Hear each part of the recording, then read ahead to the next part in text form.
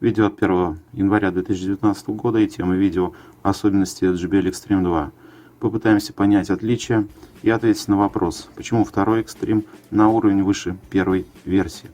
Начнем с корпуса и внешних отличий. В первую очередь стоит присмотреться к особенностям пассивных излучателей, к рельефу, материалам и их покрытию. Почему во втором Extreme излучатели не из металла? Почему поверх пластин пассивных резонаторов нанесено резиновое напыление?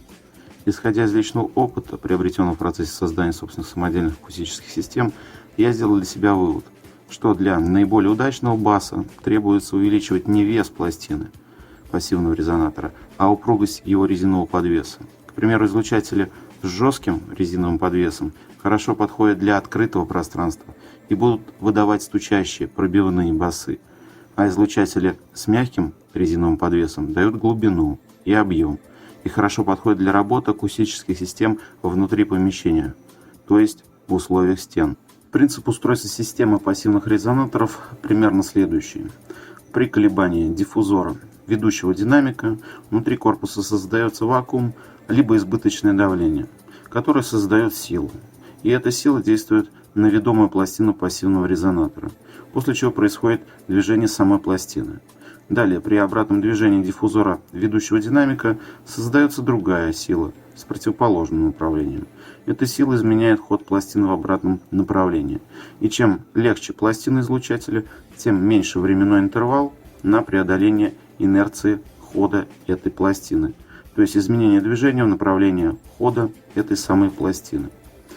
Если подвес пассивного резонатора слишком жесткий, а пластина тяжелая, то на работу динамиков в закрытом корпусе будет тратиться больше энергии, в отличие от акустических систем с фазоинвертором или излучателями, имеющими мягкий подвес и легкую пластину пассивного резонатора. Логично предположить, что в идеале пассивный резонатор должен иметь тугой, но при этом мягкий и упругий подвес с легкой пластиной излучателя.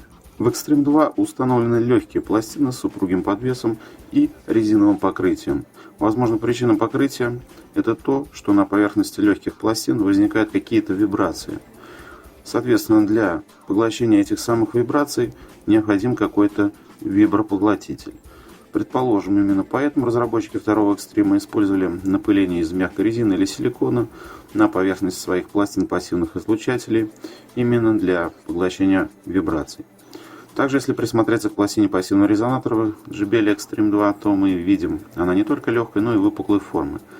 Предположим, что это сделано для лучшего преодоления воздушной среды, в которой она работает, помимо поглощения и рассеивания возникающих вибраций на ее поверхности. Что вы думаете о разнице пассивных излучателей первой и второй версии экстримов? Пишите в комментариях. Далее по корпусу и внешним отличиям. Полная водозащита и более удобный доступ к разъемам второй версии в отличие от первого экстрима. Громкоговорители или динамики второй версии из качественных материалов и имеют более высокие показатели по воспроизведению частот. Диффузоры мидбасов тонкослойные полимеры, а значит глубокий бас и более детализированная середина. Высокочастотники из шелка с пропиткой, а значит более сочные и деликатные верха. В первой же версии пищалки были из полимера, а мидбасы с картонными диффузорами. Отличий по внешнему виду, наверное, достаточно. Далее электроника и звук. Выходная мощность не поменялась, так и осталось 2 по 20 Вт, но изменился звук. И в первую очередь громкость. Второй экстрим стал не намного, но тише. То, что устройство стало тише, это, конечно, плохо. Но выходная мощность при этом осталась прежней. Тогда вопрос, куда дели разницу? Возможно, ее спрятали? И спрятали ее в расширении частотного диапазона. А если точнее, то в нижнюю полосу звучания. Второй экстрим способен воспроизводить более мягкий, объемный и глубокий бас, в отличие от гремящего баса первой версии. Конечно, чем ниже частота звучания, тем больше энергии требуется для прокачки катушек динамиков. И поэтому при прежней мощности звук стал более взрослым и детализированным, но произошли потери в громкости. Extreme 2 не для тех, кто хочет удивить свирепостью ор и громыхания, проходя мимо по улице. Второй Extreme подойдет для более взрослой потребительской возрастной группы людей, которым важно именно качество звука, глубина, объем, детализация и сочное звучание. Второй Extreme подходит больше для прослушивания музыки внутри помещения, но при этом дает возможность прихватить устройство с собой на природу. Как утверждает производитель, недостатки с адаптером питания, контроллером разряда аккумуляторов и самими аккумуляторами устранены. Так ли оно на самом деле, время покажет. Покупал второй экстрим в интернет-магазине Беру со скидкой в 1000 рублей. Скидка предоставляется всем на первую покупку стоимостью свыше 5000 рублей. Это подарок мне от семьи на Новый год. И покупка обошлась в конечный ценник на 12 500 рублей. Ну а теперь по недостаткам второй версии. Первоочередной недостаток, по моему личному мнению, это отсутствие возможности самостоятельной и независимой работы устройства. Нет возможности работы с внутренним или съемными носителями информации.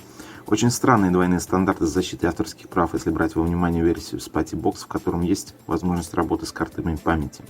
Честно говоря, такое ограничение напрягает. Когда приходит сообщение на телефон, то звуки оповещений начинают просто раздражать, портят впечатление об устройстве. К примеру, нельзя смотреть видео в телефоне или на YouTube, или разговаривать по телефону и слушать музыку одновременно. Несмотря на топовое качество звука, это просто бесит в устройстве за $200. Во-вторых, вес. А ведь могли вложиться до 2 кг, если бы сэкономили на весе магнитов. В-третьих, ненадежное устройство крепления под ремешок. Могли же сделать так, как сымитировали. Жаль, что только имитация. Металлический обод не охватывает корпус целиком. В-четвертых, могли бы сделать дополнительную стильную и съемную рукоять. Ну, как у JBL Boombox, к примеру. И пятый — это ценник. Стоимость в $200 для среднестатистического гражданина богатейшей сырьевой страны. Конечно, это дорого.